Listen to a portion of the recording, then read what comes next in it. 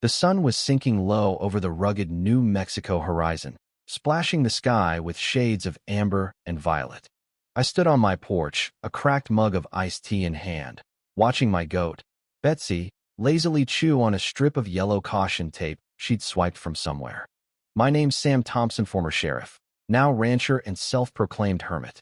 After 20 years of chasing down criminals, I swapped my badge for a peaceful plot of land just outside the pristine borders of Briarwood Ridge, a shiny new subdivision with an HOA that seemed dead set on ruling the world one lawn violation at a time.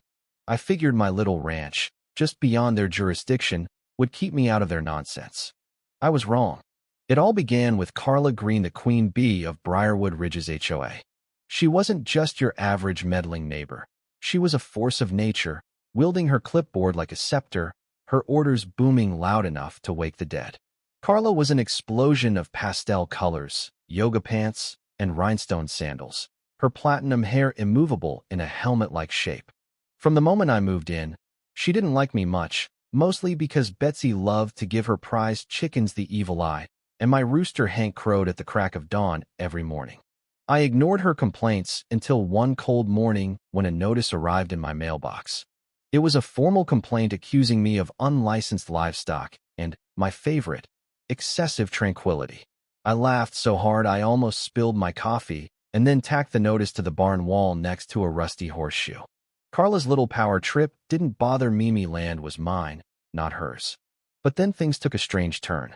It was a moonless night, the kind where the desert hums with secrets, when I saw flashlights cutting through the brush near my back fence. I was out there fixing a post that Betsy had knocked over, when I noticed them two figures in dark clothing, moving like they had a purpose. I crouched behind a rock, my old sheriff instincts kicking in. They weren't drunk wanderers or lost hikers. They were hunting something. As they neared my gate, I saw the uniforms, police uniforms, or so I thought at first. The patches were wrong, the boots mismatched, and one guy's holster was slung backward like he'd dressed in a hurry. Something was off. One of them barked, "We're investigating reports of illegal activity," with no name or badge, just a vague claim. I stepped into the open, playing it cool. "Evening, fellas. Got a warrant." The taller one flashed a badge so quickly it looked like a piece of trash. "We're investigating unregistered livestock," he said, as though I was hiding an underground farm of contraband cows. "Nope," I drawled, leaning against the fence. "Just a goat with a temper and a rooster who doesn't own a watch." "Coffee." They hesitated, so I played the fool, leading them inside while they wandered around my kitchen, tossing out lines like they were auditioning for a bad cop show. Meanwhile, I slipped to the mudroom and called my old deputies, Frank Miller and Linda Hayes. They owed me a favor, and I was cashing it in. 10 minutes later, Frank promised to show up with no questions asked. Back inside, the fake cops were still snooping around, asking about livestock concealment permits while Betsy wandered in and slammed into the shorter one's shin. He yelled like she'd bitten him, and I almost lost it. Then I heard gravel crunch outside. The fakes tensed, one of them reaching under his jacket, probably for a fake gun. "Stay put," I said, as casual as could be. The door swung open, and there stood Frank and Linda in crisp uniforms, radiating authority. The imposters froze, stammering like they'd been caught in a bad prank. Linda gave them a cool glance. "Community theater or felony?" she asked with a smirk. The shorter one, now named Kyle, cracked first. "We're hired actors," he confessed, voice shaky. "We thought this was for a prank video or something." That's when Carla roared up in her souped-up golf cart, a purple monstrosity with a duct-taped siren wailing like a cat in pain. She leaped out, all 5 feet 2 inches of her, demanding to know why her officers were being detained. Sam raised an eyebrow.